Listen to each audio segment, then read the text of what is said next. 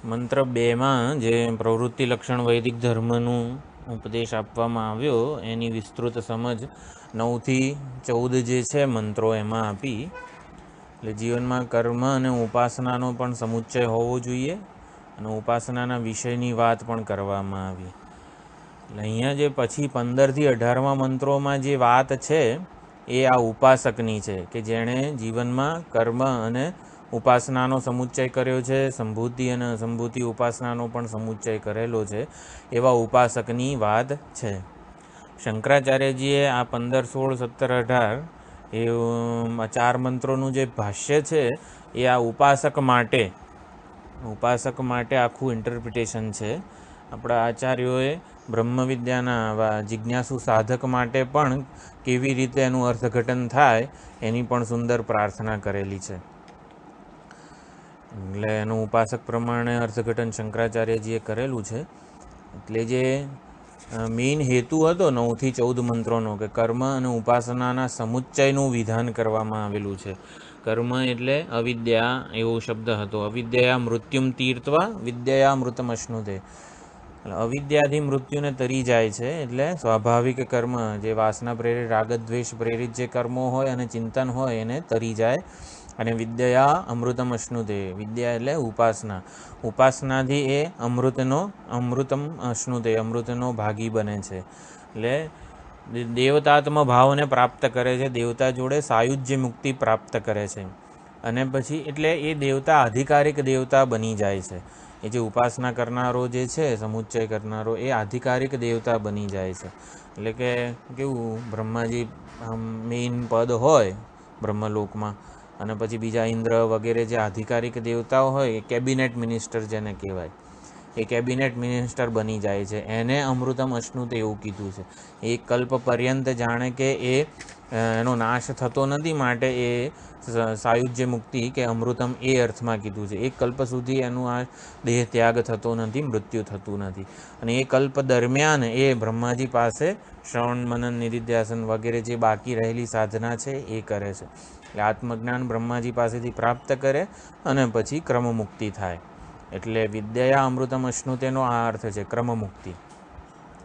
એવી જ રીતે સંભૂતિ અને અસંભૂતિની ઉપાસનાનું સમુચ્ચયનું જે ફળ કીધું, વિનાશેન મૃત્યુમ તીર્ત્વા અસંભૂત્યા અમૃતમ અશ્નુતે.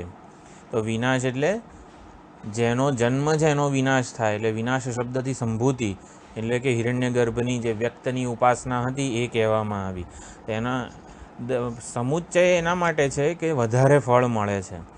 તો હિરણ્યગર્ભની ઉપાસનાથી જે પ્રાપ્ત થયું હતું અણિમાદી જે અષ્ટ ઐશ્વર્ય જે છે એ પ્રાપ્ત થાય. હિરણ્યગર્ભની ઉપાસનાથી આવું અષ્ટ ઐશ્વર્ય બધું પ્રાપ્ત થાય. અણિમા, લઘિમા, ગરિમા, પ્રાકામ્ય, આકર્ષણ વગેરે બધી 8 સિદ્ધિઓ જે છે એ પ્રાપ્ત થાય. અને એ પ્રાપ્ત થાય એટલે ઈશ્વર જે કંઈ કરી શકે ને એ બધું આ સાધક ઉપાસક જે છે એ કરી શકે. અને એટલા માટે આ સિદ્ધિઓ પ્રાપ્ત થાય ને એટલે અહંકાર વધતો જાય. અને માટે કીધું હતું કે અસંભૂતિની ઉપાસના કરનારો તો ઘોર અંધકારમાં જાય છે, પરંતુ સંભૂતિની ઉપાસના કરનારો, વિનાશની ઉપાસના કરનારો વધારે ઘોર અંધકારમાં જાય છે. કારણ કે આ બધી સિદ્ધિઓનું જે ફળ છે એને ચાખીને અહંકાર વધારે ને વધારે દ્રઢ થતો જાય. કે આ સિદ્ધિ કે આ ઉપાસના શરૂ કરતાં પહેલાં, સંભૂતિની ઉપાસના શરૂ કરતાં પહેલાં જે વ્યક્તિત્વમાં જે ગુણનું પ્રાધાન્ય હોય, તમસ ગુણનું પ્રાધાન્ય હોય અને પછી જો આપણે આ સંભૂતિની ઉપાસના વગેરે કરીએ, અષ્ટ ઐશ્વર્ય પ્રાપ્ત થાય, તો પછી આ ઐશ્વર્યનો એ દુરુપયોગ જ કરે. રાવણ, હિરણ્યકશિપુ વગેરે જે બધા હતા, બધી સિદ્ધિઓ પ્રાપ્ત થઈ હતી એ લોકોને. દેવતાત્મ ભાવ એટલે કે બ્રહ્માજીની કૃપા વગેરે પણ પ્રાપ્ત થયા હતા. છતાં પણ એ લોકો તામસિક હતા, તમસ શરીર હતું, તમસ ગુણનું પ્રાધાન્ય હતું, એટલે અહંકાર જ વધતો ગયો. જે 16મા અધ્યાયમાં બધી જે વૃત્તિઓ, આસુરી વૃત્તિઓનું વર્ણન છે, આઢ્યોભિજનવાનસ્મિ, કોન્યોસ્તિ સદૃશો મયા, મારા સમાન કોઈ નથી, હું સર્વશક્તિમાન છું, હું ધારું એ કરી શકું છું વગેરે પ્રકારનું જે છે. એટલે આ અહંકાર વધે એ કેવો વધે? સિદ્ધિઓના લીધે અહંકાર વધે છે. એટલે બીજા બધા છે એના કરતાં હું એકલો અટુલો મહાન બની જઉં આ અહંકારની વાસના છે, આનાથી છૂટી જવાય છે. એટલે દ્રઢ અભિમાન જે થાય છે એ વધારે અવરોધ છે વેદાંત માટે, અને માટે વધારે ઘોર અંધકારમાં પ્રવેશ કરે છે એવું કીધું. અને પછી વિનાશેન મૃત્યુમ તીર્થવા. હવે જ્યારે સમુચ્ચય કરીએ ત્યારે આ મૃત્યુને તરી જાય છે, એટલે કે સ્વાભાવિક ચિંતન અથવા તો આસુર વૃત્તિ જે ભાવ છે, આસુર ભાવનું અતિક્રમણ કરી જાય છે સમુચ્ચય કરનારો સાધક, સમુચ્ચય કરનારો ઉપાસક જે છે. અને પછી અસંભૂતિથી એ પ્રકૃતિ લયને પ્રાપ્ત કરે છે. પ્રકૃતિ લય એટલે બ્રહ્માજીના પણ 100 વર્ષ પૂરા થાય ત્યારે જે બ્રહ્માજીનો લય થાય એમ કરીને મહાપ્રલય થાય જ્યાં, એટલે મહાપ્રલય સુધી એનો નાશ થતો નથી. જેમ કે બ્રહ્માજીના 100 વર્ષ સુધી તો 100 ઇન્દ્ર આવીને જતા રહે, પરંતુ આ કીધું અસંભૂત્યા અમૃતમ અશ્નુતે. તો અસંભૂત્યા એટલે અસંભૂતિ એટલે કે પ્રકૃતિની લયની ઉપાસના કરનારા જે યોગીઓ જે છે એ મહાપ્રલય સુધી એમનો નાશ થતો નથી, માટે એમને અમૃત કીધું છે. કૂટસ્થ અક્ષર બની જાય છે, કૂટસ્થોક્ષર ઉચ્ચતે જે 15મા અધ્યાયમાં કીધું છે એવું ફળ એમને પ્રાપ્ત થાય છે. એટલે સમુચ્ચયનું આ પ્રકારે વધારે ફળ છે. તો આવું સમુચ્ચય કરનારા સાધકની આ છેલ્લા 4 મંત્રોમાં વાત થાય છે ઉપાસકની. અને ઉપાસક એવું કહે છે છેલ્લે પ્રાર્થના, અંતકાળે જ્યારે પોતાની અસહાયતા જુએ છે, એટલે નમ્રતા પ્રગટ કરીને ઈશ્વરનું સર્વશક્તિમાનપણું જુએ છે, અથવા તો જે ઉપાસ્ય દેવ છે જેનું એણે આ ઉપાસના કરી છે એને એ પ્રાર્થના કરે છે કે તમારા માર્ગે આવતા આ બધા વિઘ્નોને દૂર કરો. એટલે 15મો મંત્ર હતો, હિરણ્મયેન પાત્રેણ સત્યસ્ય અપિહિતમ મુખમ તત્વમ પૂષન્ન પાવૃણુ સત્યધર્માય દૃષ્ટયે. તો 15મા મંત્રમાં અધિકારી અને પ્રયોજન બંનેની વાત કરવામાં આવી. સત્યધર્માય, મારા માટે તમે આ વસ્તુ, આ સત્યનું જે મુખ છે એ ઢંકાઈ ગયું છે એને અનાવૃત્ત કરો, એટલે અધિકારીનું નિરૂપણ કર્યું. અને દૃષ્ટય એટલે પ્રયોજન, દૃષ્ટય એટલે મને આપના દર્શન પ્રાપ્ત થાય. તો અખંડાનંદજીએ હિરણ્મય પાત્રનો જે અર્થ કર્યો છે,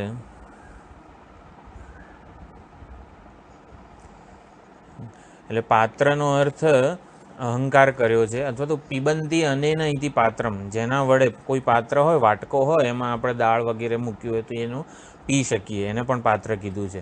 તો જેના વડે કર્મ અને કર્મફળનો સ્વાદ આપણે ચાખીએ છીએ, માણીએ છીએ, એ અહંકારને પાત્ર કીધું છે. અહંકાર જ આ બધા કર્મો અને કર્મફળનો આનંદ કે ભોગવે છે, એટલે એના વડે જ એને સ્વાદ કે રસ આવે છે. એટલે અહંકાર રૂપી પાત્રમાં, આ હિરણ્મય રૂપી પાત્રમાં સર્વ કર્મ અને કર્મફળ એ બધાના સંસ્કાર કે બીજ રૂપમાં રહેલા છે, અને માટે એ છોડવો ગમતો નથી.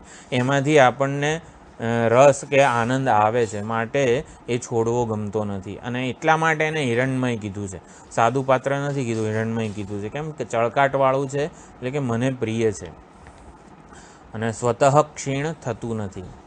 આપણા બધાના જે કર્મ, વાસના, સંસ્કાર જે છે એ આ પાત્રમાં રહેલા છે, અને એ બધાના બીજ એટલે કે સંસ્કાર પણ એમાં ને એમાં જ રહેલા છે.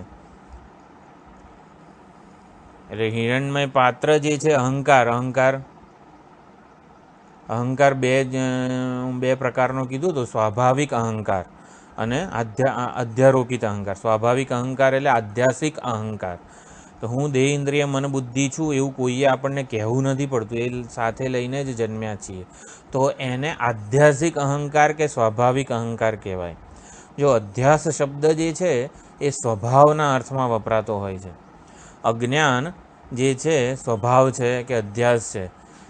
એટલે અધ્યાસ શબ્દ શ્રુતિએ જે કીધેલું છે એના માટે પણ વપરાય, અને જેમાં આપણો કોઈ પ્રયત્ન ના હોય ને એના માટે અધ્યાસ શબ્દ વપરાતો હોય છે.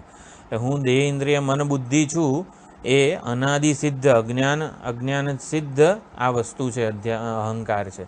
અને અધ્યારોપિત અહંકાર એટલે આપણે કલ્ટિવેટ કરેલો અહંકાર. હું બ્રાહ્મણ છું, હું મનુષ્ય છું, હું હિન્દુ છું, હું ભારતીય છું, હું પિતા છું, પુત્ર છું વગેરે, એ પાછળથી આપણે કલ્ટિવેટ કરેલો અહંકાર છે. તો આ બંનેથી આધ્યાસિક અહંકાર અને અધ્યારોપિત અહંકારને દૂર કરવા માટે આ પ્રાર્થના કરવામાં આવેલી છે. તો આધ્યાસિક અહંકારને દૂર કરવા માટે તો આત્મવિચાર કે વિવેક વૈરાગ્યરૂપી સાધન વડે ગુરુની શરણાગતિ સ્વીકારીને ગુરુ શુશ્રૂષા દ્વારા આત્મવિચાર જ કરવો પડે અને એનાથી જ એ દૂર થાય. અધ્યારોપિત અહંકાર, હું બ્રાહ્મણ છું, ક્ષત્રિય છું, હિન્દુ, ભારતીય, પિતા પુત્ર વગેરે જે છે એને દૂર કરવા માટે નવો એક અધ્યારોપિત અહંકાર ઊભો કરવો પડે છે કે હું બ્રહ્મ છું, અથવા તો શાસ્ત્ર વિચાર વડે હું સાત્વિક એટલે કે સત્વગુણનું પ્રાધાન્ય આપણે અહંકારમાં વધારીએ વગેરે પ્રમાણે ગુરુશાસ્ત્રની મદદથી એક નવો સાત્વિક અહંકાર ઉત્પન્ન કરવો પડે. હું સાધક છું, હું સંનિષ્ઠ સાધક છું વગેરે રીતે. એટલે એક નવો અધ્યારોપિત અહંકાર દૂર કરવો પડે જે જૂના અધ્યારોપોને દૂર કરે. તો હિરણ્મય પાત્રથી સત્યનું મુખ ઢંકાઈ ગયેલું છે. તો સત્ય શું છે? તો સત્ય સ્વરૂપ જિજ્ઞાસુ સાધક માટેનું જે આ ઇન્ટરપ્રિટેશન હતું, એટલે સત્ય સ્વરૂપ પરમાત્માનું આ અહંકારથી મુખ ઢંકાઈ જાય છે. પણ સત્ય શબ્દ ઘણી વખત આ મુંડક ઉપનિષદમાં પણ કર્મફળ માટે વપરાયેલો હોય છે કે કર્મ કરીએ એટલે કર્મનું ફળ તો મળે જ, માટે કર્મફળને પણ સત્ય કહેવામાં આવેલું છે. તો સત્યલોક જે છે એટલે ઉપાસક માટે વિચારીએ તો સત્યલોક બ્રહ્મલોક જે છે એનું મુખ બંધ છે, માટે એનું દ્વાર બંધ છે, માટે ઉપાસક પ્રાર્થના કરે છે કે આ સત્યના દ્વારને તમે ખોલી દો, એટલે કે કર્મ અને ઉપાસનાના સમુચ્ચયનું જે ફળ છે એ મને તમે પ્રદાન કરો. કર્મ અને ઉપાસનાનું જે ફળ છે એ સત્ય છે અને હું સત્ય ધર્મા છું, એટલે મેં સમુચ્ચયનું અનુષ્ઠાન આખા જીવન દરમિયાન કરેલું છે, માટે તમે આ દ્વાર જે છે એને ખોલી દો. હિરણ્મય પાત્રથી જ્યારે સત્યનું મુખ ઢંકાઈ જાય ત્યારે સત્ય જણાય નહીં, જાણે કે. એવી જ રીતે હિરણ્મય એટલે કે આને આ જ વસ્તુને પુરાણોમાં રામચરિતમાનસમાં જેમ કે પેલું મારીચ જે છે હિરણ્મય મૃગનું સ્વરૂપ લઈને આવ્યો હતો અને સીતાજી મોહિત થઈ ગયા એટલે રામને ભૂલી ગયા. રામ એ આત્મ સ્વરૂપ માટે છે. એટલે હિરણ્મય પાત્ર જે છે એનામાં આકર્ષાઈ જઈએ તો સત્યનું મુખ આવી રહે, સત્યની અવગણના થઈ જાય, સત્યનો મારાથી જે લાભ મળવો જોઈએ મને એ ના મળે. તો આ હિરણ્યમય પાત્ર જે છે એની આ વાત થઈ. એમાં બધા કર્મ, વાસના, સંસ્કાર બધું રહેલું છે. અને માટે હે પૂષણ, હે અનુગૃહિતા ભગવાન, તમે જ આ પાત્રનું અપાવૃણું એટલે કે તમે જ આ સત્યનું મુખ નિરાવરણ કરો. કેમ? મારે આપના દર્શન કરવા છે. સત્ય ધર્મ એ દૃષ્ટયે એટલે સત્ય ધર્મ એટલે સત્ય જ જેનો ધર્મ છે એના માટે એને સાક્ષાત્કાર માટે તમે આ અનાવૃત કરો, અથવા સત્ય ધર્મની પ્રાપ્તિ માટે, સત્યરૂપી ધર્મની દૃષ્ટિ પ્રાપ્ત કરવા માટે, કે આપણને વિવેક દ્રષ્ટિ પ્રાપ્ત થાય એના માટે પણ હું આ પ્રાર્થના કરું છું.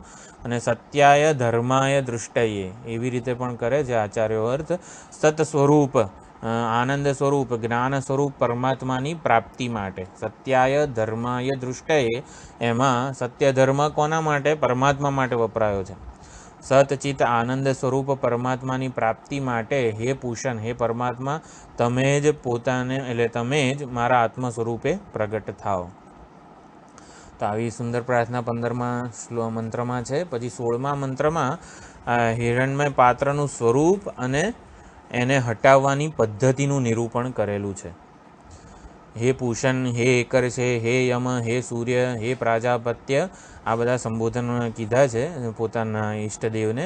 પછી વ્યુહ રશ્મિન સમૂહ તેજ, વ્યુહ રશ્મિન એટલે જે કિરણો જે છે એને સમેટી લો, તેજને સમેટી લો, અને વ્યુહ એટલે વિગમય, આ બધા જે તેજસ્વી કિરણો છે એને દૂર કરી દો. અને તેજ સમૂહ, અને તેજને તમે ઉપસંહાર કરી લો, સમેટી લો.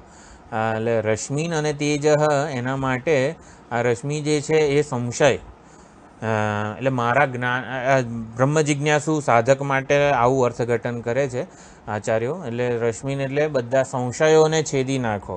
આપની પ્રાપ્તિ, આત્મ સ્વરૂપે પ્રાપ્તિમાં જે સંશયો જે છે, મારું જ્ઞાન સંશય રહિત બનાવી દો. અને તેજ સમૂહ, વિપર્યય રહિત મારું જ્ઞાન બનાવી દો.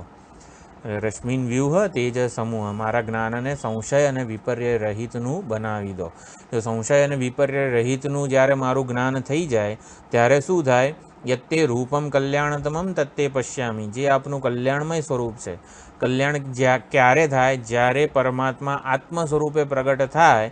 એ આત્મ સ્વરૂપે પ્રગટ થયેલા ભગવાન જ, પરમાત્મા જ કલ્યાણતમમ છે. જો કલ્યાણતર નથી કીધું, કલ્યાણ નથી કીધું, કલ્યાણતમમ કીધું છે. પરમાત્મા કે પૂર્ણતા બ્રહ્મ આત્મ સ્વરૂપે પ્રગટ થાય એ કલ્યાણતમમ છે. તો એ કલ્યાણતમ એટલે કે પરમાત્માને હું મારા આત્મ સ્વરૂપે જ જોઈ રહ્યો છું. યોસાવસૌ પુરુષ સોહમસ્મી.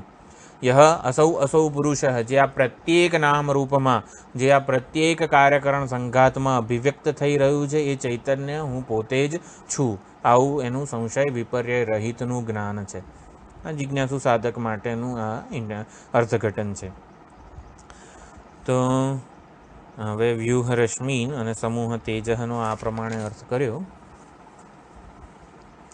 વ્યૂહ રશ્મિન એટલે રશ્મિને વર્ગીકૃત કરી નાખો. વિગમય એટલે કે બધું એને એ કિરણોને મારાથી દૂર કરી નાખો. મારો જે માર્ગ જે છે એમાં આવતા જે આ કિરણો છે અત્યંત તેજસ્વી, એ કિરણોને તમે હટાવી લો અને તેજ જે છે એને સમેટી લો.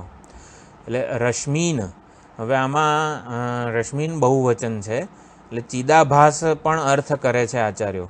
વ્યૂહ રશ્મિન સમૂહ, અંતઃકરણના ભેદને લીધે, જેમ કે સૂર્ય હોય અને આપણે 100 ડોલમાં પાણી ભરેલું હોય તો 100 પ્રતિબિંબની ભ્રાંતિ જન્મે છે.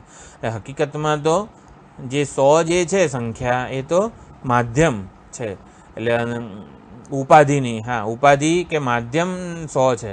પ્રતિબિંબ 100 નથી, પ્રતિબિંબ 100 નથી થઈ જતા. પણ આપણામાં એવો ભ્રમ જન્મે છે કે એક બિંબરૂપ સૂર્યના 100 પ્રતિબિંબ છે, તો પણ જણાય તો છે 100. તો પ્રતિબિંબ એ કલ્પના છે, ભ્રમ છે, એટલે 100 જાણે કે પ્રતિબિંબો નથી. તો અંતઃકરણના ભેદથી આ ચિદાભાસના ભેદનો ભ્રમ જે જન્મેલો છે એ વ્યૂહ, એ વિગમય, એને તમે હટાવી લો. એટલે અંતઃકરણ પ્રત્યેક કાર્યકરણ સંઘાતમાં એક જ ચૈતન્ય રહેલું છે એવા હું દર્શન કરું. સર્વ અંતઃકરણમાં જે એકત્વ છે, સમત્વ છે, એના હું દર્શન કરું. મારા માટે આ દૃશ્ય નામ રૂપાત્મક જગત કે કાર્યકરણ સંઘાત ઉપાધિ જે છે એ એની અનેકતાનો ભ્રમ, ચૈતન્યની અનેકતા છે એવો ભ્રમ ના જન્માવે. એટલા માટે વ્યૂહ રશ્મિન સમૂહ તેજ કીધું છે. પછી યત તે રૂપમ કલ્યાણતમમ તત તે પશ્યામી. તે શબ્દ 2 વાર આપેલો છે મંત્રમાં. યત તે રૂપમ કલ્યાણતમમ તત તે પશ્યામી, તે શબ્દ પણ 2 વાર આપેલો. યત તે રૂપમ, તે રૂપમ એટલે તમારા પ્રસાદથી, તમારા અનુગ્રહથી. જેમ કે આપણે આ પ્રાર્થના કરી 15મા મંત્રમાં ત્યારે વાત કરી હતી કે આના ઉપાસક માટે જે ઉપાસ્ય દેવતા જે છે એ પોતાનું સ્વરૂપ અનુકૂળ કરી આપે. ભગવાન ભક્તનો પક્ષપાત કરે, ભક્તને અનુકૂળ બને. અધ્યવોચદધિવક્તા એ પ્રમાણે. તો આપણા અનુગ્રહથી, તે એટલે તવ, તમારા અનુગ્રહથી, તમારા પ્રસાદથી, તમારી આવી કૃપા દ્રષ્ટિથી મને આ રૂપના દર્શન હું કરી રહ્યો છું. અને યત તે રૂપમ, તે એટલે તવ પ્રસાદાત, આપના પ્રસાદથી આ રૂપના દર્શન થાય છે. અને તત તે પશ્યામી, તે તેજોમય રૂપ જેમાં રશ્મિ એટલે કે ચિદાભાસના ભેદ નથી.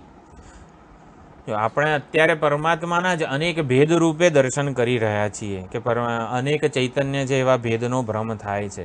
મારા શરીરમાં રહેલું હું એક જીવ ચૈતન્ય, તમારા શરીરમાં એક જીવ ચૈતન્ય, એવી રીતે. તો રશ્મિઓના ભેદ રહિતનું, ચિદાભાસના ભેદ રહિતનું એક બિંબરૂપી જે મૂળભૂત ચૈતન્ય પરમાત્મા ચૈતન્ય છે એ કલ્યાણતમમ છે, એ રૂપના હું દર્શન કરી રહ્યો છું.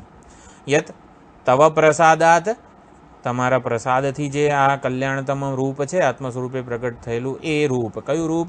કે જેમાં ચિદાભાસની અનેકતા રૂપી ભ્રમ નથી, એવા રૂપના હું દર્શન કરી રહ્યો છું. યહ અસૌ અસૌ પુરુષ સોહમસ્મી. આ પ્રત્યેક ઉપાધિમાં જે અસૌ અસૌ એટલે કે જે આ પ્રત્યેક ઉપાધિમાં જે પુરુષ રહેલો છે, તો પુરુષનો પણ અર્થ ઘણીવાર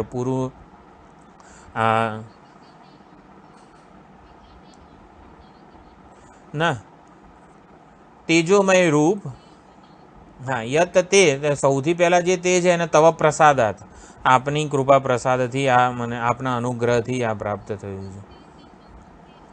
તેનો અર્થ રશ્મિઓના ભેદ વગરનું, ચિદાભાસના ભેદ વગરનું જે એક બિંબ ચૈતન્ય છે એ રશ્મિઓના ભેદ વગરનું જે તે રૂપ છે, આપનું જે રૂપ છે. જો પ્રતિબિંબ રૂપે સૂર્ય જ જણાય છે, પણ એની ઉપાસના નથી કરવાની. બિંબરૂપ સૂર્યની, એ બિંબરૂપ પરમાત્મા જ આપણું ધ્યેય છે, લક્ષ્ય છે. તો એવી રીતે એ રૂપના દર્શન હું કરી રહ્યો છું. એ રૂપ કેવું છે? પુરુષ, પુરુષના પૂર્ણત્વાત વગેરે અનેક વિગ્રહ છે પુરુષના. તો અહીંયા પુરુષ કોણ છે? પુરુણીસ્યતિ. પુરુ એટલે અનેકતાને જે છિન્ન ભિન્ન કરી નાખે છે. સ્યતિ એટલે નાશ કરી નાખે છે. અનેકતાને જે નાશ કરી નાખે છે એને અહીંયા પુરુષ શબ્દથી કીધું છે. એ ચૈતન્ય પરમાત્માના દર્શન થાય ત્યારે અનેકતાનો જે ભ્રમ હતો ને એ નાબૂદ થઈ જાય છે, એનું નિરાકરણ થઈ જાય છે.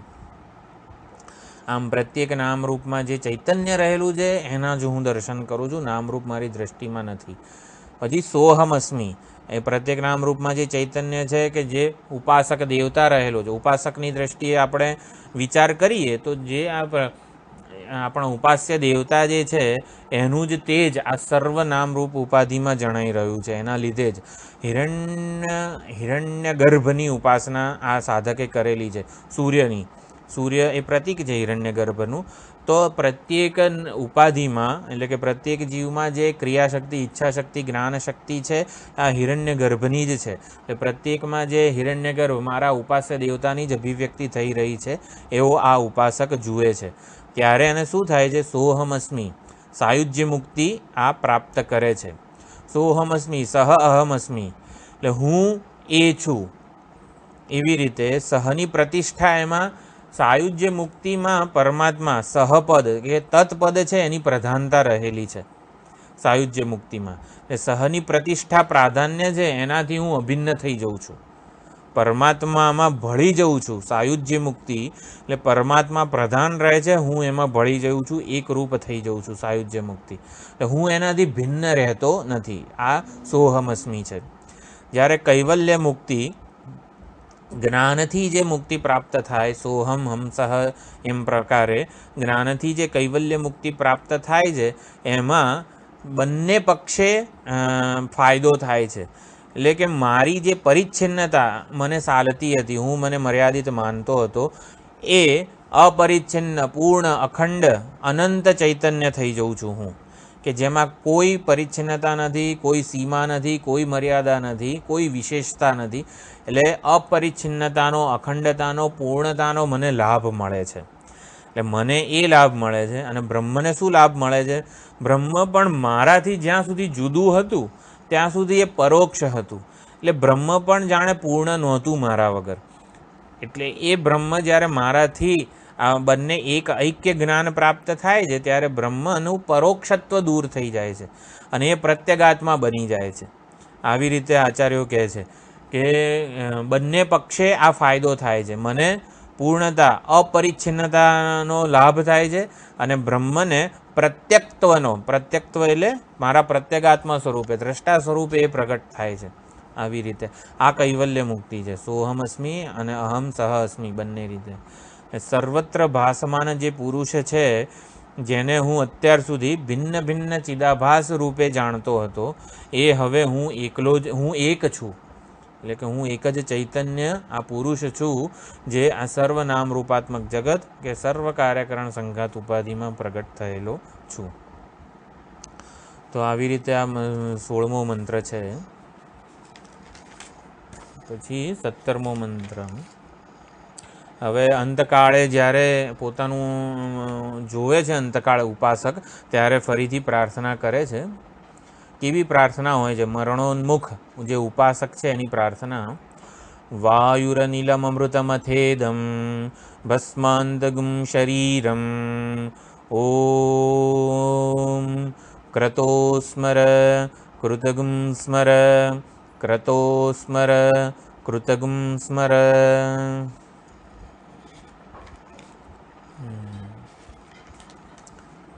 હવે વાયુ એટલે મારા વ્યષ્ટિ પ્રાણ, આ સૂક્ષ્મ શરીર, ઉપલક્ષિત સૂક્ષ્મ શરીર અથવા તો મારા વ્યષ્ટિ પ્રાણ એ હવે સમષ્ટિ પ્રાણમાં ભળી જાય અને આ શરીર મારું જે છે ભસ્માંતમ એ ભસ્મમાં મળી, એટલે કે જે અગ્નિની મેં ઉપાસના કરી હતી એમાં પંચતત્વમાં લીન થઈ જાય. તો સમષ્ટિ પ્રાણ માટે અનિલમ અમૃતમ, અનિલ એટલે વાયુ જ થાય, પરંતુ વાયુ તો આગળ કહી દીધું. તો વાયુ શબ્દથી મારા વ્યષ્ટિ પ્રાણ અથવા તો સૂક્ષ્મ શરીર, અને અનિલમ શબ્દથી સમષ્ટિ પ્રાણ અથવા તો સમષ્ટિ સૂક્ષ્મ શરીર હિરણ્ય ગર્ભ, એને એ સમષ્ટિ વાચક શબ્દ અમૃતમ થયો. અમૃતમ એટલે કે જે સર્વાત્મા વાયુ છે, સર્વાત્મક વાયુ છે, એમાં સૂત્રાત્મા કહેવાય, હિરણ્ય ગર્ભ કહેવાય, ઉપાસ્ય દેવતા કહેવાય, એમાં મારા આ વ્યષ્ટિ પ્રાણ કે સૂક્ષ્મ શરીર ભળી જાય. મારું વ્યષ્ટિ સૂક્ષ્મ શરીર સમષ્ટિ સૂક્ષ્મ શરીરમાં ભળી જાય, વ્યષ્ટિ સ્થૂળ શરીર સમષ્ટિ સ્થૂળ શરીરમાં ભળી જાય, અને આ સ્થૂળ શરીર ભસ્માંતમ એટલે કે ભસ્મશેષ થઈ જાય. પછી ઓમ કરીને આ ઓમકારની ઉપાસના દ્વારા ફરીથી પરમાત્માનું સ્મરણ કરવામાં આવે છે. હે ક્રતુ, ક્રતો એ સંબોધન છે ક્રતુ શબ્દનું. ક્રતુ એને આજ્ઞા કે પ્રાર્થના કરવામાં આવે છે, તમે સ્મરણ કરો, હે ક્રતુ. અહીંયા પહેલો ક્રતુ શબ્દ આપણા મન માટે વપરાયેલો છે કે હે મન, તે આ બધા જે કર્મ અને ઉપાસનાનો સમુચ્ચય કરેલું છે એ કર્મ અને ઉપાસનાને તું યાદ કર, તારા સત્કર્મોને, તારી સદ ઉપાસનાને, સદવિચારોનું જે ભાતું છે એને તું યાદ કર. કૃતમ સ્મર, જે પોતે કરેલા કર્મો છે એનું તું સ્મરણ કર. હે ક્રતુ, તું આ પરમેશ્વરનું સ્મરણ કર, તું આ તે કરેલા સત્કર્મોનું સ્મરણ કર. પછી બીજી વાર ક્રતો સ્મર કૃતમ સ્મર છે, એટલે હે ક્રતુ, તું સ્મરણ કર, કરેલા કર્મોનું સ્મરણ કર. આમાં બીજો જે ક્રતુ શબ્દ છે એ અગ્નિ માટે વપરાયેલો છે. એટલે જે અગ્નિની ઉપાસના કરેલી છે ઉપાસક સાધકે, જે અગ્નિહોત્ર વગેરે કે કોઈ પણ જે અગ્નિનારાયણ દેવતાની ઉપાસના કરેલી છે પોતાના પ્રત્યક્ષ ઉપાસ્ય દેવતા માટે, સૂર્ય માટે પણ કહી શકાય, એવા જે ઉપાસ્ય દેવતા એના માટે ક્રતુ શબ્દ વપરાયેલો છે. એ અગ્નિ મારા જીવનમાં મેં જેટલા પણ વૈદિક યજ્ઞયાગ કરેલા છે એનો સાક્ષી છે. મેં આટલા બધા યજ્ઞયાગ કરેલા છે, મેં આટલી આહુતિ આપેલી છે, સમર્પણ કરેલું છે, એનો સાક્ષી કોણ છે? તો આ અગ્નિ દેવતા છે. તો એ અગ્નિ દેવતાને પ્રાર્થના કરવામાં આવે છે કે તમે મારું સ્મરણ કરો એટલે મને ભૂલી ના જાઓ. મારા જે આ કર્મો છે એના સાક્ષી છો તમે, એના આધારે મને આ બ્રહ્મલોકની કે આ ઉપાસ્ય દેવતાની પ્રાપ્તિ કરાવો. તો 17મો મંત્ર આવી રીતે જે છે, મરિષ્યતઃ, જે પોતા મરણોન્મુખ થઈ ગયો છે એવા ઉપાસકની આ પ્રાર્થના છે. વ્યષ્ટિ સૂક્ષ્મ શરીર સમષ્ટિ સૂક્ષ્મ શરીરમાં ભળી જાય અને હું આ સમષ્ટિ ઉપાસ્ય દેવતા જે છે એની સાથે સાયુજ્ય મુક્તિથી જોડાઈ જઉં. હું અને આ મારા ઉપાસ્ય દેવતા એક જ થઈ જાય, સાયુજ્ય મુક્તિ.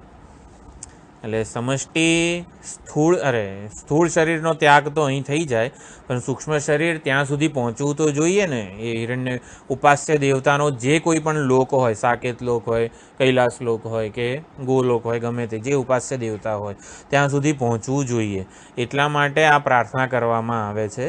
એટલે વ્યષ્ટિ સૂક્ષ્મ શરીર જે છે વાયુ, એનો શબ્દ છે વાયુ શબ્દથી કીધું, અને એ આ સમષ્ટિ સૂક્ષ્મ શરીર અમૃતમ અનિલમ એમાં ભળી જાય. વાયુ અમૃતમ અનિલમ ગચ્છતુ, આ ગચ્છતુ એક ક્રિયાપદનો અધ્યાય અહીંયા કરી લેવાનો. પ્રતિપદ્યતામ એવું શંકરાચાર્યજી ભાષ્યમાં લખે છે કે મારું આ વ્યષ્ટિ જે છે પ્રાણ એ સમષ્ટિ સૂત્રાત્મામાં ભળી જાય, એને પ્રાપ્ત કરે. તો અત્યારે મને જે મારામાં જ્ઞાન શક્તિ, ઈચ્છા શક્તિ, ક્રિયાશક્તિ જે કંઈ પણ આ સૂક્ષ્મ શરીરમાં પ્રાણમાં હતી એ હતી તો હિરણ્ય ગર્ભની જ. વ્યષ્ટિ જે છે એ વ્યષ્ટિનો સરવાળો સમષ્ટિ છે એવું નથી. વ્યષ્ટિ એક દ્રષ્ટિબિંદુ છે, સમષ્ટિ એક દ્રષ્ટિબિંદુ છે, વૃક્ષ એક દ્રષ્ટિબિંદુ છે અને જંગલ એક દ્રષ્ટિબિંદુ છે. સરવાળો નહીં, સમૂહને સમષ્ટિ કહેવાય છે. સમૂહ એટલે એ પ્રમાણે આપણે ઈશ્વર એ સમષ્ટિ રૂપ છે. તો જે વ્યષ્ટિમાં આંખમાં જે તેજ હતું એ સૂર્ય ભગવાનનું હતું, વાણીમાં જે બોલવાનું સામર્થ્ય હતું એ અગ્નિ દેવતાનું હતું. એટલે દરેકે દરેક આપણી જ્ઞાનેન્દ્રિયો, કર્મેન્દ્રિયો જેનાથી ફંક્શન એટલે કે કાર્ય કરી રહી છે એ સમષ્ટિ દેવતાઓના અંશરૂપ સમષ્ટિ દેવતાઓએ જ અંશથી આ બધી જ્ઞાનેન્દ્રિયો અને કર્મેન્દ્રિયોમાં પ્રવેશ કરેલો છે. એટલે એ પ્રાર્થના કરવામાં આવે છે કે આ વ્યષ્ટિ જે આખી છે એ સમષ્ટિમાં ભળી જાય. એવી આ સુંદર પ્રાર્થના કરવામાં આવી છે. એટલે વ્યષ્ટિ અને સમષ્ટિમાં ઉપાધિનો જ ભેદ છે. હકીકતમાં વ્યષ્ટિમાં જે સામર્થ્ય હતું એ સમષ્ટિનું જ છે, પરંતુ આ ઉપાધિનો જ ભેદ છે. આ ઉપાધિનો ભેદનો ભ્રમ તૂટી જાય મારો, એવી અહીંયા પ્રાર્થના આ મરણોન્મુખ સાધક કરે છે. ભેદનો આભાસ મટી જાય. વ્યષ્ટિ જ પોતાનું મૂળભૂત સ્વરૂપ સમષ્ટિને પ્રાપ્ત થઈ જાય. તરંગ, આ કેવી પ્રાર્થના છે? તરંગ પ્રાર્થના કરે છે સમુદ્રને કે હે સમુદ્ર, મને તમારામાં સમાવી લો. હવે તરંગ સમુદ્રથી અભિન્ન જ છે, પણ એક નામરૂપને સત્યતા આપવાને લીધે તરંગ પોતાને મર્યાદિત જે માનતું હતું એ હવે ઉપાસના કરી, એણે કર્મો કર્યા. કેમ? સમષ્ટિમાં ભળી જવા માટે. સમષ્ટિમાં ભળી જઈશ ને તો હું અમર થઈ જઈશ. હું આજે મને મર્તત્વનો ભ્રમ ચાલી રહ્યો છે, હા હવે મારું શું થશે એ નહીં રહે. એટલે તરંગ સમુદ્રને પ્રાર્થના કરે છે કે હે સમુદ્ર, હું તમારામાં ભળી જાઉં. એવી આવો ભાવ છે કે વ્યષ્ટિનો ભેદ જે છે મારો એ હવે ન રહે. સ્થૂળ શરીર ભસ્માંતમ થઈ જાય, એટલે સમષ્ટિ પંચમહાભૂતમાં વિલીન થઈ જાય. અને પછી બીજી લીટીમાં કહે છે ક્રતોસ્મર કૃતમ સ્મર, એટલે ઉપાસકે જીવન દરમિયાન જેટલા પણ વેદ વિહિત કર્મો કરેલા છે એને યાદ કરવાનું કહે છે. એ જે દેવતાને ઉદ્દેશીને કરેલા આ બધા કર્મો, જેટલી આહુતિ આપી હતી, એ દેવતાને પ્રાર્થના કરે છે કે તમે હવે આ મારું શરીર, વ્યષ્ટિ શરીર જે છે એ અંતિમ આહુતિ બની રહો. વ્યષ્ટિ શરીર હવે સમષ્ટિમાં હું હવે કોઈ યજ્ઞયાગ કરવાની મારી કોઈ હવે સામર્થ્ય રહ્યું નથી, માટે આ શરીર, આ આખું સૂક્ષ્મ અને સ્થૂળ બંને શરીર એ મારી છેલ્લી આહુતિ બની જાઓ અને એ સમષ્ટિમાં ભળી જાય. એવી અહીંયા ઉપાસ્ય દેવને યાદ કરીને ઉપાસક એવી પ્રાર્થના કરે છે. શું કરે છે? ક્રતો સ્મર.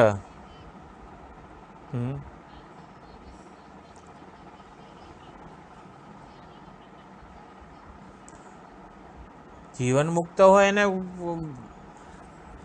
વ્યષ્ટિ શરીર અને એને તો ભેદ જ નથી ને.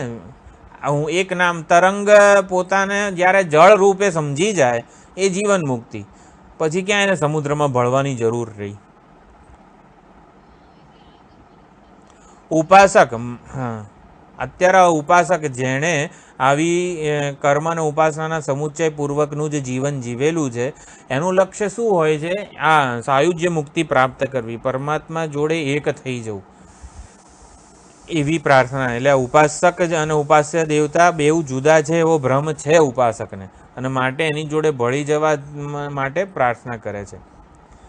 તો ક્રતોસ્મર બ્રહ્માલોકમાં જાય કે સાકેત લોક કે ગોલોક કે જે લોક, એ લોકમાં પછી શું કરવું પડે? જે ઉપાસ્ય દેવતા હોય, જેમ કે બ્રહ્માજી અત્યારે બ્રહ્મલોક કે કૃષ્ણ ભગવાન પછી શું કરે? ઈશાવાસ્યમિદમ સર્વમ, એ જ ભણાવે. ત્યાં જઈને ભણવું તો પડે જ, તો જ જ્ઞાનથી મુક્તિ થાય. એટલે ત્યાં જઈને ભણીએ એના કરતાં અહીં જ ના ભણી લઈએ. એટલે શું કરો? હા, એટલે આ જ અર્થ છે. ત્યાં જઈને પણ સાકેત લોકમાં જઈને પણ રામજી ઈશાવાસ્યમથી શરૂ કરે, એ શકે એના કઠપ પ્રશ્ન બધા 11 ઉપનિષદો ભણાવે. પછી એ ક્લાસ બહુ લાંબા હોય, 1 કલાકમાં પૂરા ના થઈ જાય. એના કરતાં આ બરોબર છે. એટલે જાણે કે આવી રીતે સ્વામીજી આવું કહેતા હોય કે ત્યાં જઈને ભણવું એના કરતાં અહીંયા જેટલી બી અનુકૂળતા છે એનો ઉપયોગ કરીને શું કરવા? આપણા બ્રહ્મત્વરૂપી લક્ષ્યને આટલું દૂર મોકલવું.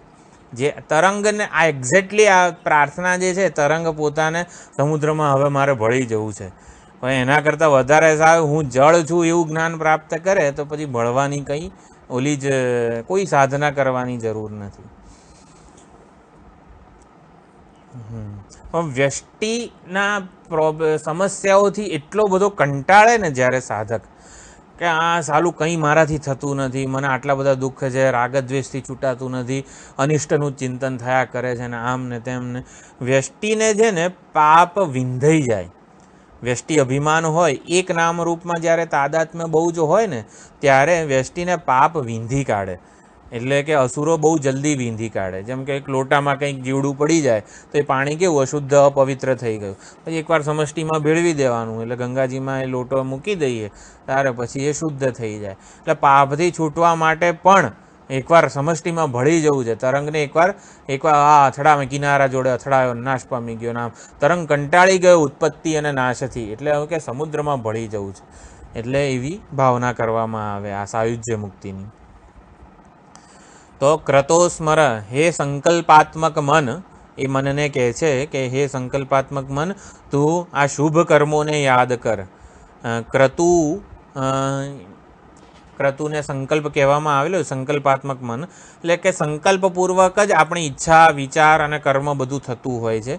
માટે એવી પ્રાર્થના કરવામાં આવે છે કે વૈદિક કર્મો હોય કે સ્માર્ત કર્મો હોય, એમાં જે સંકલ્પ કરવામાં આવે છે, આપણે શંકર ભગવાનની પૂજા કરીએ તો સમસ્ત દુરિત ક્ષય દ્વારા શ્રી પરમેશ્વર પ્રીત્યર્થમ આ તે બધું સંકલ્પ કરીએ છીએ. કોઈ પણ વૈદિક અથવા તો આવી રીતે સ્માર્ત કર્મમાં, પૂજા, યજ્ઞ, યાગ વગેરેમાં. માટે ક્રતુ એટલે સંકલ્પ, તો એને ક્રતુ કહેવામાં આવેલું છે. વૈદિક કે સ્માર્ત, શ્રૌત કે સ્માર્ત કોઈ પણ યજ્ઞ, યાગ, પૂજા વગેરે જે છે એને ક્રતુ કહેવામાં આવેલું છે. અને એના શ્રી શાંબ સદાશિવ સ્વામી પ્રિયતાત, આનાથી પરમેશ્વર પ્રસન્ન થાવ વગેરે જે આપણો સંકલ્પ હોય છે એને ક્રતુ શબ્દ કહેવામાં આવેલો છે. એટલે કે એ ક્રતુ, એ સંકલ્પાત્મક મન, તું આ તારા કરેલા કર્મ અને સમુચ્ચયનું સ્મરણ, કર્મ અને ઉપાસનાના સમુચ્ચયનું સ્મરણ કર, કરેલા વૈદિક કર્મોનું સ્મરણ કર, આવી રીતે શુભ કર્મોનું સ્મરણ કર.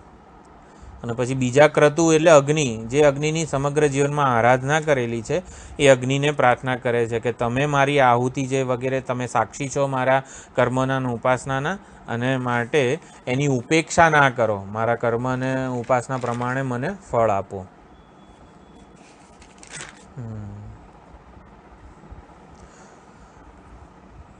હવે ક્રતો સ્મર, જે પહેલો ક્રતુ જે છે એ સંકલ્પાત્મક મન, એટલે કે કયું સંકલ્પાત્મક મન? સમષ્ટિ સંકલ્પાત્મક મન. એટલે હિરણ્યગર્ભને પ્રાર્થના કરેલી છે કે હે પરમેશ્વર, તમે આ મારા કરેલા કર્મોનું સ્મરણ કરો, મારા ઉત્તમ કર્મોનું સ્મરણ કરો, મારા પાપ કર્મોનું સ્મરણ ના કરો. અત્યારે મારે તમારામાં ભળી જવાનું છે. એટલે પરમેશ્વર તમે મારા શુભ કર્મોનું, સત્કર્મોનું સ્મરણ કરો. અને બીજું જે છે ક્રતો સ્મર, એટલે આપણા જે અગ્નિદેવતા જે છે જેને ઉદ્દેશીને આહુતિ આપવામાં આવી છે. યમ યમ વાપી સ્મરણ ભાવમ ત્યજત્યંતે કલેવરમ, જે અંતકાળે જે પ્રકારની ભાવના સેવવામાં આવે એ પ્રમાણે ઉપાસકની ગતિ થતી હોય છે. સાધક આવી રીતે મરણોન્મુખ છે, મુમૂર્ષા અવસ્થા નજીક છે, મરણ નજીક છે, અને એવી રીતે ભગવાનને પ્રાર્થના કરે છે. એટલે અધ્યાત્મ વાયુ છે એ સમષ્ટિમાં ભળી જાય, અને આવી રીતે સુંદર પ્રાર્થના છે. તો પછી જ્યારે આવી પ્રાર્થના કરે ત્યારે તમે મારે સન્માર્ગે સુપથાર, હવે 18મો મંત્ર જે છે એમાં અગ્નિને પ્રાર્થના કરવામાં આવે છે કે તમે મારા આ વ્યષ્ટિ સૂક્ષ્મ શરીરને લઈ જાઓ બ્રહ્મલોક સુધી, કે જે ઈષ્ટ દેવતાનો જે લોક છે ત્યાં સુધી તમે લઈ જાઓ. એટલે જેની સહાયથી આ કર્મ અને ઉપાસના થઈ હતી ઈષ્ટ દેવતાની, ઉપાસ્ય દેવતાની, એ અગ્નિ દેવતાને હવે પ્રાર્થના કરે છે કે હે અગ્નિ, એકવાર વાંચી લઈએ 18મો મંત્ર. અગ્નેનય સુપથારાયે અસ્માન વિશ્વાનિ દેવ વયુનાની વિદ્વાન યોયોધ્યસ્મજ્જુહુરાણમેનઃ ભૂયિષ્ઠાન દે નમ ઉક્તિમ વિધેમ. હે અગ્નિ, એટલે હે અગ્નિનું સંબોધન છે. હે અગ્નિ, નય અમને લઈ જાઓ, અમને દોરી જાઓ. ક્યાં? સુપથા, એટલે સુપથા એટલે જે દક્ષિણ માર્ગ નહીં, ઉત્તરાયણ માર્ગે અમારા સૂક્ષ્મ શરીરને લઈ જાઓ.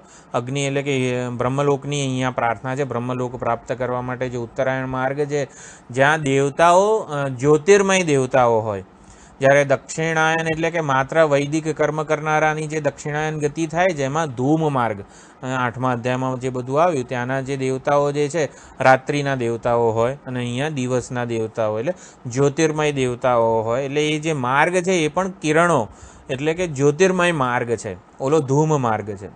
તો અહીંયા સુપથા રાયે એટલે સન્માર્ગે એટલે કે આવા જ્યોતિર્મય માર્ગે, શોભન માર્ગે લઈ જાઓ. શેના માટે? રાયે. રાયે એટલે કર્મફળ ભોગવવા માટે.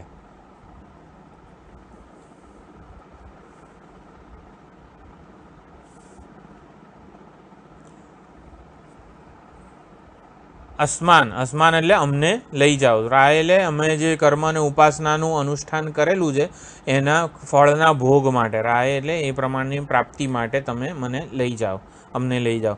વિશ્વાની દે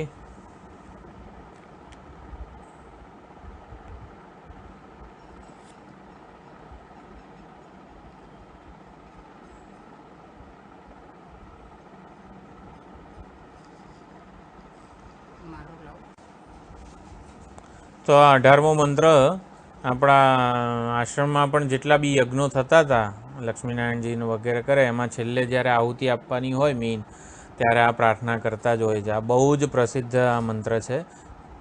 એટલે 15, 16, 17, 18 તો આપણે, એટલે આમ તો આ 18 મંત્રો છે, યાદ રહેવા જોઈએ. આ પણ રોજ કરવાના મંત્રો છે આ બધા, પ્રાર્થના રૂપે. એટલે જેની સહાયતાથી આ બધી ઉપાસનાઓ થઈ હતી એ અગ્નિને હવે પ્રાર્થના કરે છે કે હે અગ્નિ, અગ્રે નયતિ ઇતિ અગ્નિ, જે મને આગળ દોરી જાય એને અગ્નિ કહેવામાં આવે છે. તો આગળ દોરી જનારા જે કંઈ પણ હોય, ગુરુજી હોય તો ગુરુજી પણ આ અગ્નિનું જ પ્રતીક છે.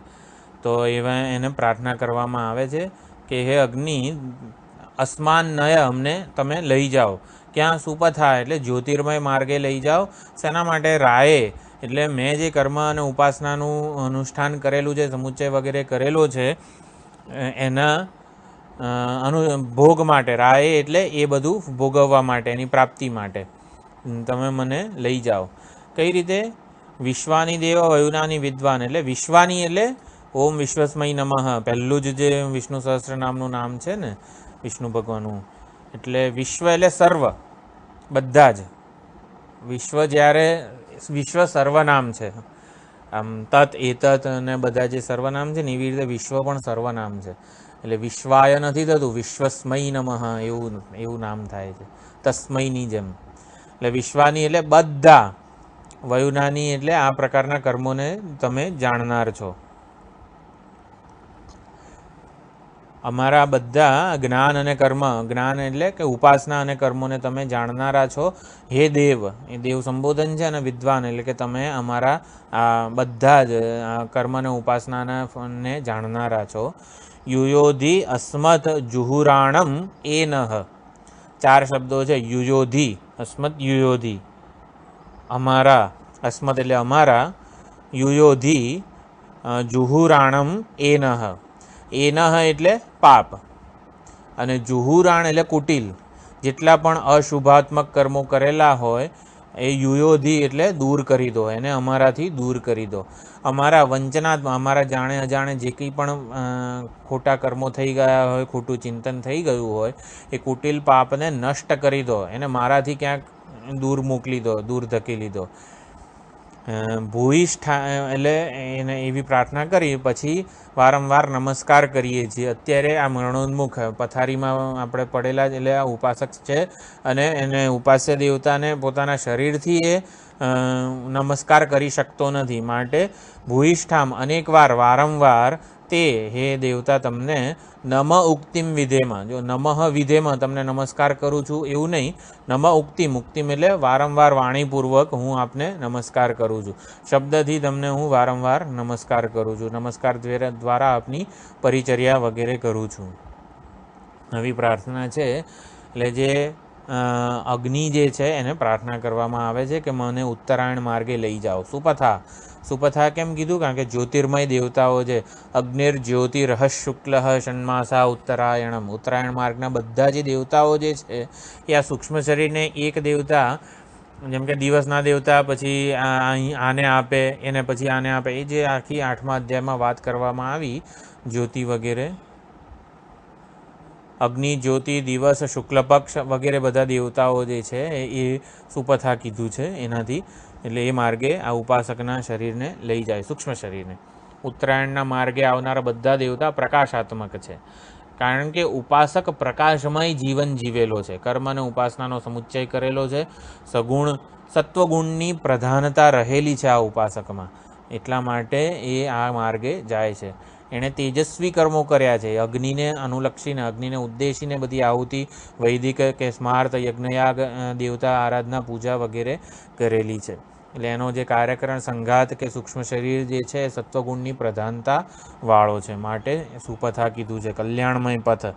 જેણે નિષ્કામ ભાવે કર્મ અને ઉપાસના કર્યા છે એને આ જન્મમાં જો આત્મજ્ઞાન પ્રાપ્ત ન થાય તો પછી, અને આ કર્મ અને ઉપાસનાના નિષ્કામ ભાવે અનુષ્ઠાન કરેલું હોય તો બ્રહ્મલોકની પ્રાપ્તિ થાય. તો ઉત્તરાયણ માર્ગે બ્રહ્મલોકની પ્રાપ્તિ થાય. અને સકામ ભાવે જો કર્મ ઉપાસના કર્યો હોય તો વારંવાર આવાગમન કરનારો દક્ષિણાયન માર્ગ પ્રાપ્ત થાય. તો રાય એટલે કર્મફળના માટે, કર્મફળ મને મારા કર્મોનું ઉપાસનાનું ફળ મળે એટલે બ્રહ્મલોકને માટે તમે મને ત્યાં લઈ જાઓ. તો રાય રઈ ધાતુ છે, એની ચતુર્થી વિભક્તિ રાય થાય કર્મફળના માટે. હે અગ્નિદેવ વિદ્વાન, એટલે કે તમે સાક્ષી છો મારા કર્મ અને ઉપાસનાના, માટે તમને હું પ્રાર્થના કરું છું. અસ્મત જુહુરાણમ એનસ યુયોધી, યુયોધ્યસ્મત જુહુરાણમ એનહ. તો એનસ શબ્દ છે સકારાન નપુંસકલિંગ, એટલે પ્રથમ ઓલું એનહ જે લખેલું છે એટલે પાપને, તો પાપને દૂર કરો. કયા પાપને? કુટિલ પાપને દૂર કરો. અસ્મત અમારા જાણે અજાણે જે કંઈ પાપ થઈ ગયા હોય કે જે કંઈ કુટિલ ભાવના પણ સેવાઈ ગઈ હોય એ બધું અમારાથી દૂર કરો. કેમ? કારણ હું અલ્પજ્ઞ અલ્પશક્તિમાન આ રાગદ્વેષથી પ્રેરાઈને જે મારાથી આ ચિંતન થયું હતું એને એ ભગવાન તમે દૂર કરો. ઈષ્ટદેવને એટલે અગ્નિને આવી પ્રાર્થના કરવામાં આવે છે. પોતાની મર્યાદાનો સ્વીકાર કરે છે અને સર્વશક્તિમાન પરમાત્માનું આવી રીતે સ્મરણ કરે છે. એવી રીતે અહંકાર જે છે એ ઉપાસ્ય દેવતાને પ્રાર્થના કરે છે, પોતે સમર્પિત થઈ જાય છે.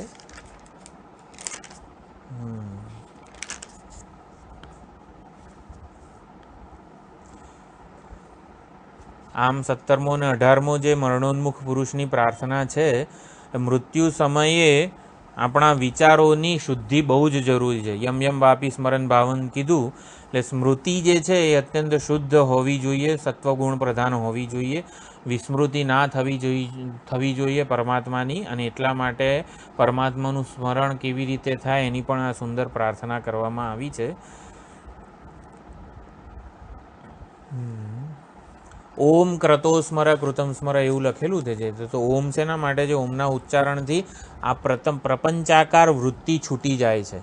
જો પરમાત્માનું સ્મરણ કરવાનું છે કોઈ પણ રીતે, તો ઓમ એ પરમાત્માનું વહાલું નામ છે, સૌથી પ્રિય નામ પરમાત્માનું ઓમ છે.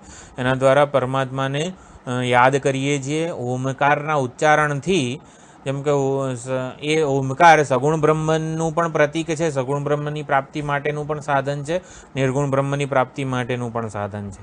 ઓમકારના ઉચ્ચારણથી પ્રપંચાકારની વૃત્તિ છૂટી જાય છે. અત્યારે આપણે જે જગતમાં સત્ય બુદ્ધિ જે રહેલી છે એ ઓમકારના ઉચ્ચારણથી છૂટી જાય, કારણ કે સંપૂર્ણ જગત જે છે એ ઓમકાર જ છે એવી ઉપાસના પણ થાય. એટલે ઓમકારની અ ઉ મ જે 3 માત્રાઓ છે એના દ્વારા જાગ્રત, સ્વપ્ન, સુષુપ્તિ કે જે અવસ્થા છે અને સ્થૂળ શરીર, સૂક્ષ્મ શરીર, કારણ શરીર, બધી રીતે આખી એનું ઓમકાર દ્વારા, એટલે કે જાગ્રત પ્રપંચ, એટલે કે દૃશ્ય પ્રપંચ, સંપૂર્ણ દૃશ્ય પ્રપંચ એ ઓમકાર જ છે.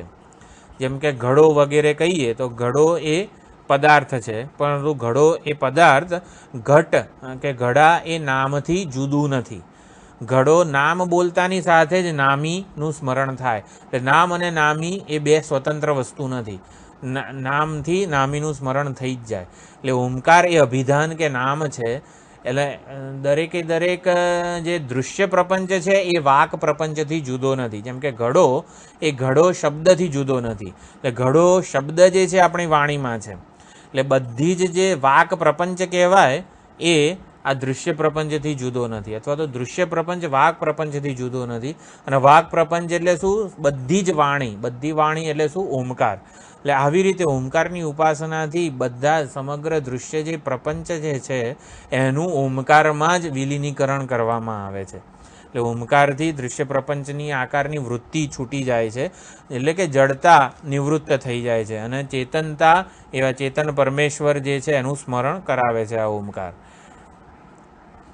એટલે ઓમકારના ઉચ્ચારણથી આ સૂક્ષ્મ શરીર જે છે એ સમષ્ટિ જે હિરણ્યગર્ભ સૂત્રાત્મા છે એને મળવા માટે તૈયાર થઈ જાય છે. એકવાર આ દૃશ્ય પ્રપંચમાંથી આપણી સ્મરણ કે સ્મૃતિ છૂટી જાય ત્યારે આપણે આના ઓમકારના ઉચ્ચારણથી આ ઓમકાર જે છે એ રક્ષક છે આ સૂક્ષ્મ શરીરનો, એ આવી રીતે સૂત્રાત્મામાં ભળવા માટે મદદરૂપ થાય છે.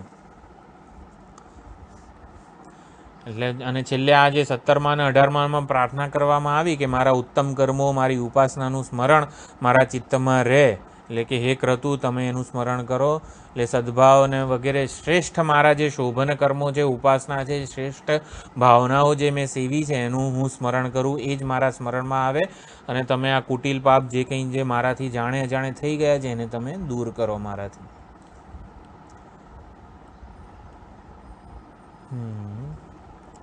અગ્નિ એટલે અગ્રણી, એટલે અગ્રે લઈ જાય એના માટે કીધું છે.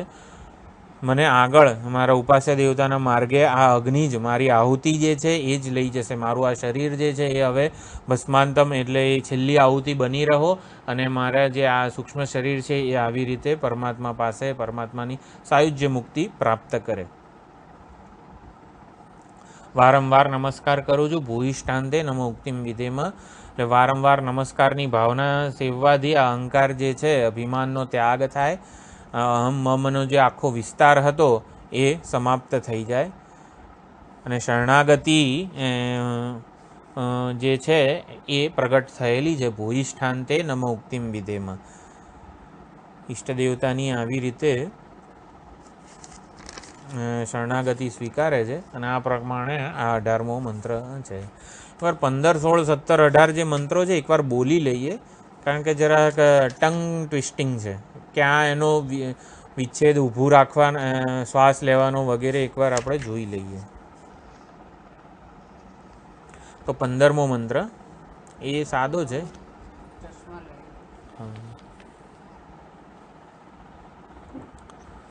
15, 16, 17, 18 બધી સુંદર.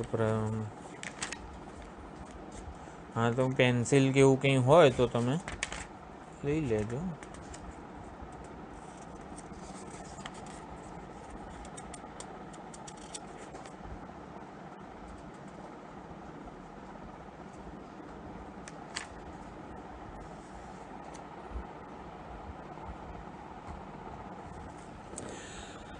હિરણ્મયેન પાત્રેણ, બોલો. હિરણ્મયેન પાત્રેણ સત્યસ્યાપિહિતં મુખં સત્યસ્યાપિહિતં મુખં તત્વં પૂષન્ન પાવૃણુ તત્વં પૂષન અપામૃણુ સત્યધર્માય દૃષ્ટયે સત્યધર્માય દૃષ્ટયે પૂષન્ને કર્ષેયમ સૂર્ય પૂષન્ને કર્ષેયમ સૂર્ય.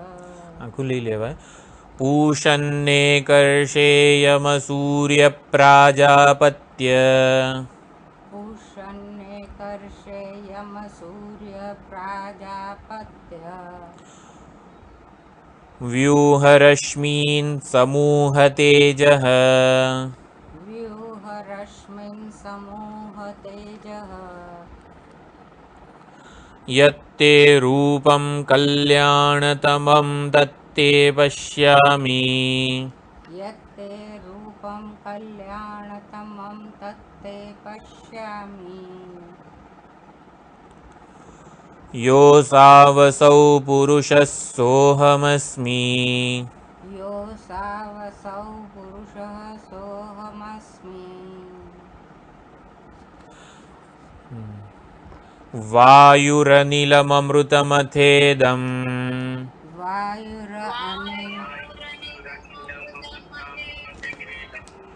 વાયુરનિલમમૃતમથેદં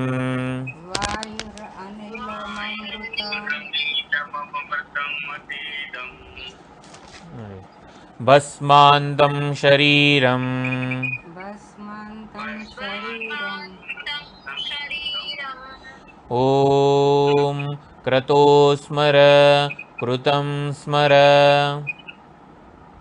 ॐ क्रतो स्मर कृतं स्मर क्रतो स्मर कृतं स्मर क्रतो स्मर कृतं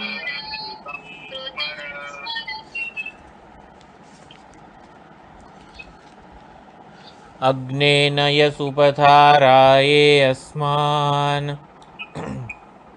अग्नेनय सुपसाराय अस्मान् विश्वानि देव वयुनानि विद्वान् विश्वानि देववयुनानि विद्वान् युयोध्यस्मज्जुहुराणमेनः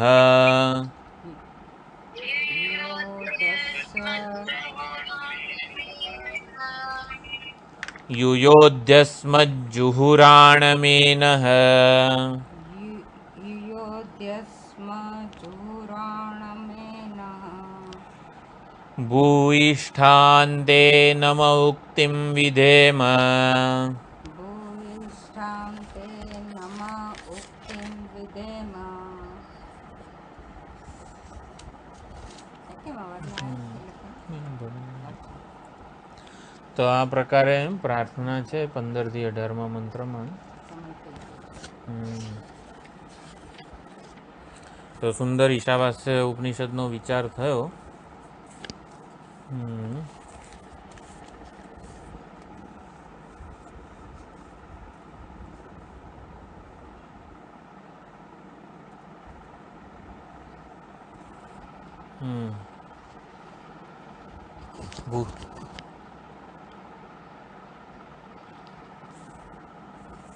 એટલે કૈવલ્ય ને બધું છે જ આમ તો વચ્ચે થોડું થોડું એકાદ બે શ્લોકો જોઈશું એવું હશે તો.